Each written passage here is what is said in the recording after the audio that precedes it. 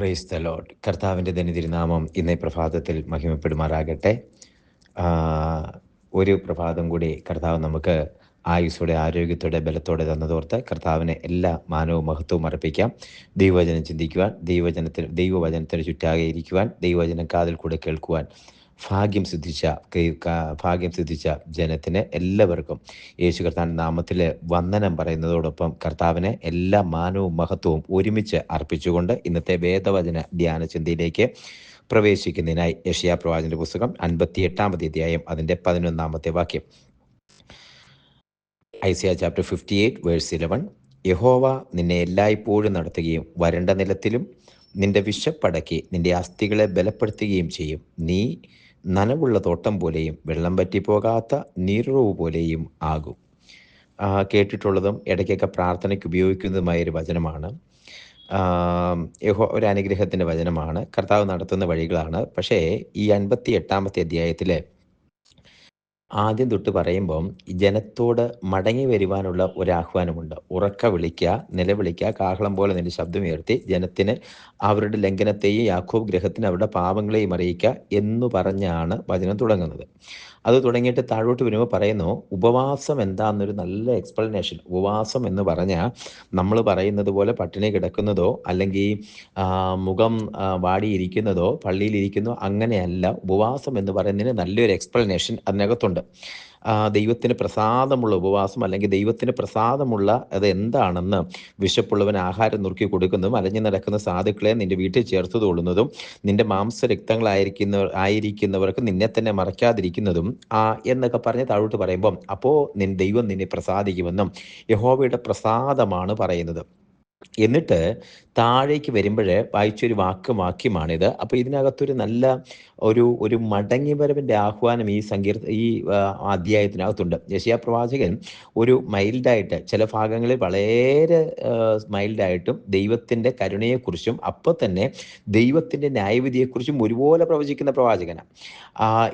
ഈ 58 അധ്യായത്തിൽ എന്താണ് ചെയ്യേണ്ടത്, എങ്ങനെയാണ് ഉപവസിക്കേണ്ടത്, എന്താണ് നമ്മുടെ ലൈഫിൻ്റെ പ്രാക്ടിക്കലായിട്ട് പ്രായോഗിക ജീവിതത്തിൽ അന്വർത്ഥമാക്കേണ്ട കാര്യങ്ങളെ ഒന്നുകൂടെ പറഞ്ഞാൽ പ്രാർത്ഥിക്കുകയും പാടുകയും ചെയ്യുന്നത് പോരാ, മറിച്ച് അന്തരംഗം നന്നാകണം. കർത്താവിനോടുള്ള ആ ബന്ധം ഒന്നുകൂടെ അത് ഉറപ്പിക്കുന്ന സ്റ്റേബിളായിട്ട് നിലനിർത്തേണ്ടതിൻ്റെ ആവശ്യകത പറഞ്ഞിട്ട് അങ്ങനെ വരുന്ന ഒരു വിശ്വാസിയോട്, ഇത് ഇസ്രായേൽ ജനം പിന്മാറിപ്പോയി മാറ്റം സംഭവിക്കുമ്പം അവരെ പ്രവാസത്തിലേക്ക് കടന്നു പോകുമ്പോൾ മടക്കി കൊണ്ടുവരാൻ വേണ്ടി അവരോടുള്ള ആഹ്വാനത്തിനകത്ത് തിരിച്ച് ദൈവത്തോടുള്ള താല്പര്യവും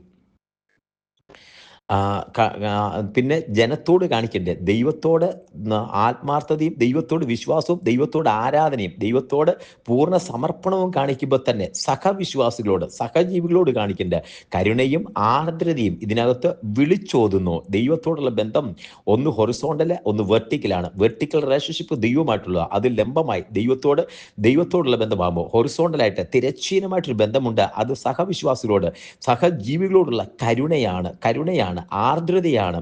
ഇല്ലാത്തവന് അപ്പം നുറുക്കി കൊടുക്കുന്നതാണ്, അവരോട് കരുണ കാണിക്കുന്നതാണ്, അവർക്ക് വഴി കാട്ടി കൊടുക്കുന്നതാണ്, കുരുടനെ വഴി നടത്തുന്നതാണ്.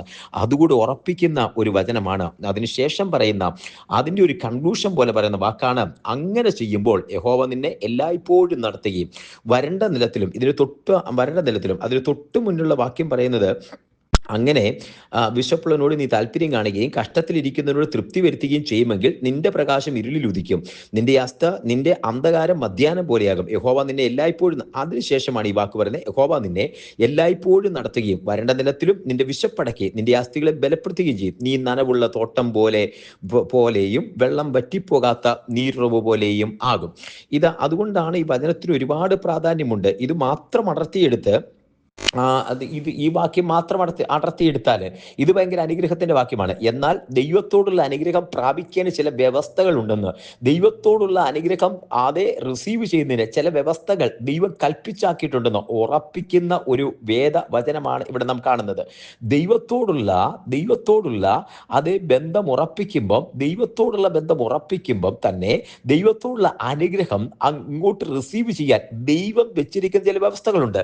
ദൈവം ഉറപ്പായി നിശ്ചയമായി ദൈവം പറയുന്നു, യഹോവ നിന്നെ എല്ലായ്പ്പോഴും നടത്തുകയും, എല്ലായ്പ്പോഴും എന്ന് പറഞ്ഞ സാഹചര്യം ഏതായിരുന്നാലും, അത് യുദ്ധസമാനമായ സാഹചര്യമായിരുന്നാലും, വരൾച്ചയുടെ സാഹചര്യമായിരുന്നാലും, ഭൂകമ്പത്തിന്റെയോ ഭൂമി മാറിപ്പോകുന്നതിന്റെ സാഹചര്യമായിരുന്നാലും, എല്ലാ സാഹചര്യത്തിലും, എല്ലാ കാലത്തും, സങ്കടകാലത്തും സന്തോഷകാലത്തും, വേദനയിലും ദുഃഖത്തിലും സന്തോഷത്തിലും സന്താപത്തിലും നിന്നെ നടത്തുകയും, യഹോവ നിന്നെ എല്ലായ്പ്പോഴും നടത്തുകയും, വരണ്ട നിലത്ത്, അത് പ്രത്യേകമാണ്, വരണ്ട നിലത്ത്, ആ നിലത്തിനൊരു പ്രത്യേകതയുണ്ട്. ഇത് കൃഷി തരാത്ത മരുഭൂമിയാണ് വരണ്ട നിലം. അത് മഴ പെയ്യാതെ വരണ്ടുണങ്ങിപ്പോയ, അത് ഫലം തരുന്നില്ല, ഫലം തരാത്ത ഒരു ദേശത്ത്, ഫലം തരാത്ത ഇടത്ത്, അത് വരണ്ട നിലത്ത്, നിലം നിനക്ക് വരണ്ടുപോയി എന്ന് വരാം. അവിടെയാണ് ഒരു കോൺട്രഡിക്ഷൻ ആണ്. വരണ്ട നിലത്തില് നിന്റെ വിശപ്പടക്കം. ധാന്യം വിളയാത്ത ഇടത്ത് എങ്ങനെ ധാന്യം കൊണ്ട് വിശപ്പടക്കം? ഇത് ചോദ്യമില്ല. പക്ഷെ തമ്പുരാൻ പറയുന്നു, വരണ്ട നിലത്ത്, നിനക്ക് ആ മരുഭൂമി പോലെയുള്ള ബാരൻ ലാൻഡിനകത്ത്, അവിടെ നിന്റെ വിശപ്പടക്കാൻ വിശ്വസ്തനായ ദൈവമാണ് കൂടെയുള്ളതെന്ന്.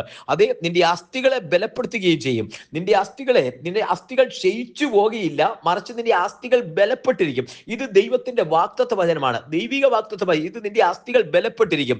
എന്നിട്ട് പറയുന്നു, നീ നനവുള്ള തോട്ടം പോലെയും വെള്ളം പറ്റിപ്പോകാത്ത നീരുറവ് പോലെയും. ഇതൊരു അനുഗ്രഹത്തിന്റെ വചനമാണ്. നീ നനവുള്ള തോട്ടം പോലെയും, ഈ തോട്ടത്തിനകത്ത്, നീയാകുന്ന തോട്ടത്തിനകത്ത്, നിന്റെ കുടുംബമാകുന്ന തോട്ടത്തിനകത്ത്, നീയുമായിട്ട് ബന്ധപ്പെട്ട തോട്ടത്തിനകത്ത് ഇത് നനവോടിരിക്കും. നനവിരിക്കുന്നത് അത് പച്ചപ്പും അതിന്റെ പ്രസരിപ്പും കാണിക്കുന്നതാ, അതിന്റെ ഊഷ്മളത കാണിക്കുന്നതാ. അത് നശിച്ചു പോകത്തില്ല, വരണ്ട് അത് ശാപമായി മാറത്തില്ല, ഇത് അനുഗ്രഹമായി മാറും. അതാണ് ഈ നീരുറവ.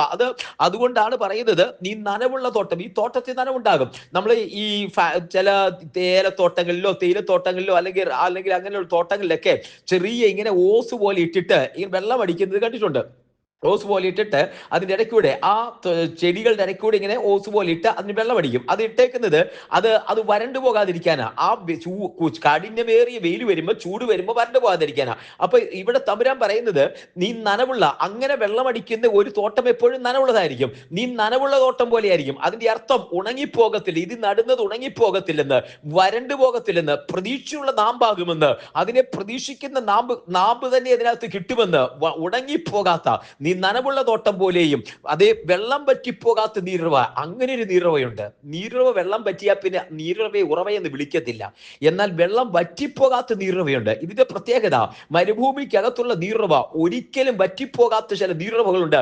അതിനെ ആശ്രയിച്ച് ദൂരത്ത് നിന്ന് ആളുകൾ വരും. കാരണം എല്ലാ നീരുറവകളും അസ്തമിച്ചത് വറ്റിപ്പോകുമ്പോ, വറ്റിപ്പോകാത്ത നീരുറവ അത് ജീവൻ പകരുന്നതാ. മൃഗങ്ങൾക്കും മൃഗജാലങ്ങൾക്കും അതേ മനുഷ്യർക്കും ജീവൻ പകരുന്ന ഈ നീരുറവയുടെ പ്രത്യേകത, ഈ വെള്ളം പറ്റിപ്പോകാത്ത നീരുറവയായിട്ട് നീ ആയിരുന്നാൽ, നീ സഹജീവികൾക്ക് ജീവൻ പകരുമെന്ന്, നീ മറ്റുള്ളവർക്ക് ജീവൻ പകരാൻ തക്കോളം ദൈവം നിന്റെ കരത്തിൽ സോഴ്സായി വർത്തിക്കുമെന്ന്, നിന്റെ കയ്യിൽ ഏൽപ്പിക്കുമെന്ന്.